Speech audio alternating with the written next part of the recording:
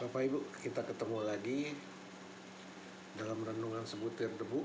Sekarang saat ini saya ingin mengajak Bapak Ibu teman sekalian untuk kita sama-sama merenungkan tentang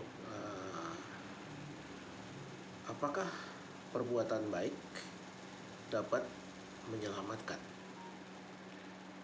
Menurut kekristenan, keselamatan itu adalah dari Tuhan, bukan dari diri manusia. Manusia tidak bisa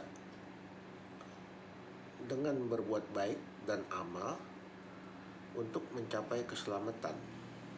Keselamatan hanya bisa diperoleh dari belas kasihan Tuhan dan anugerah kasih karunia Tuhan kepada kita. Kalau Tuhan tidak berbelas kasihan kepada kita, maka kita tidak akan bisa untuk berbuat baik, berbuat benar, dan selamat naik ke surga. Karena jalan satu-satunya ke surga hanya melalui Tuhan Yesus Kristus. Tidak ada jalan lain menuju ke surga, hanya melalui Tuhan Yesus, yang kita kenal dengan Isa Al-Masih, yang artinya adalah Tuhan Juru Selamat manusia. Nah, Bapak Ibu, teman-teman sekalian, kenapa kebaikan atau perbuatan baik tidak bisa menyelamatkan? Karena perbuatan baik itu berdasarkan ukuran manusia itu sendiri. Sedangkan manusia itu terbatas oleh ruang dan waktu. Sehingga manusia itu tidak mungkin bisa menyelamatkan dirinya sendiri karena dia tidak tahu perbuatannya benar atau salah. Karena seringkali manusia menganggap dirinya benar, tapi ternyata salah di mata Tuhan. Ini yang menyebabkan tidak bisa seorang pun naik ke surga dengan suatu perbuatan baik atau amal ibadah. Tapi manusia hanya bisa ke surga melalui kasih karunia dan anugerah Tuhan. Nah, Bapak Ibu, kenapa? Apa sekarang bedanya kebaikan dan kebenaran? Kalau kebaikan itu terbatas oleh rasio, terbatas oleh ruang dan waktu.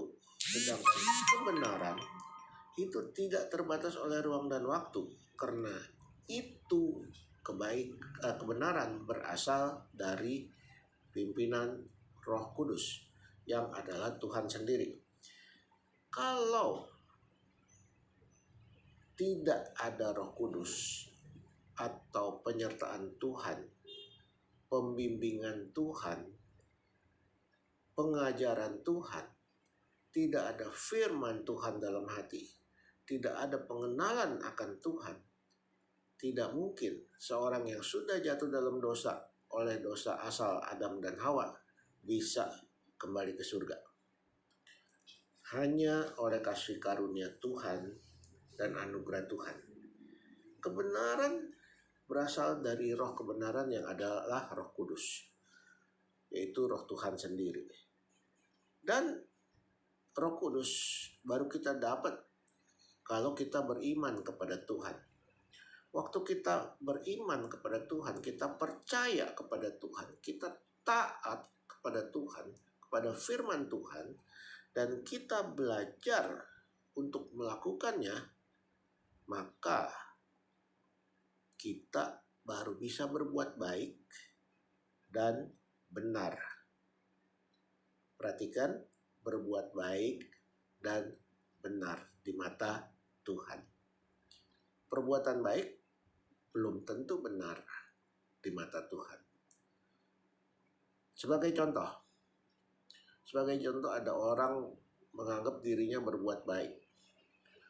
Lantas ada anak yang lagi konflik dengan orang tua. Orang ini menganggap dirinya berbuat baik kepada anak itu, lalu menolong anak itu, mengajarkan anak itu pemikiran dia. Waktu anak itu kecewa cerita tentang orang tuanya, orang yang menolongnya langsung bilang, "Oh, orang tuamu salah. Ya, kamu benar, ya udah kamu tinggal di sini aja, saya lindungi, saya jagain. Ya, kalau kamu nggak suka sama orang tuamu, ya udah di sini aja supaya kamu tenang hidupnya. Itu sepertinya baik, tapi tidak benar. Ya, itu contoh yang saya kasih. Sepertinya baik, tapi tidak benar.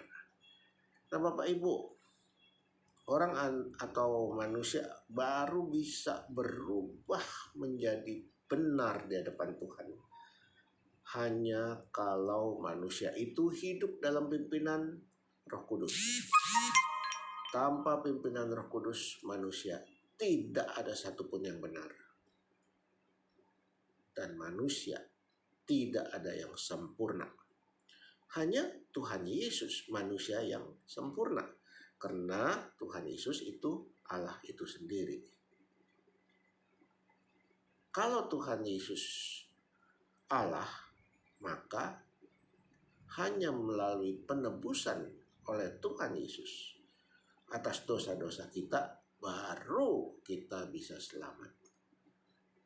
Ya, baru kita bisa berbuat benar dan dianggap benar oleh Tuhan. Ini sekali lagi berdasarkan belas kasihan Tuhan, kasih karunia Tuhan. Karena Tuhan mengatakan, aku yang memilih kamu, bukan kamu yang memilih aku.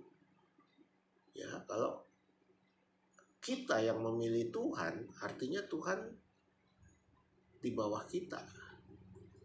Tapi karena kita dipilih Tuhan, itu artinya Tuhan pencipta kita yang memilih dan menolong kita.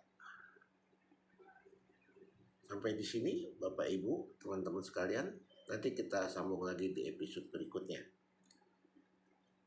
Jangan lupa klik subscribe dan share supaya makin hari makin banyak orang yang paham dan mengerti firman Tuhan dan bisa menerapkannya dalam kehidupan sehari-harinya. Sampai jumpa di episode yang lain.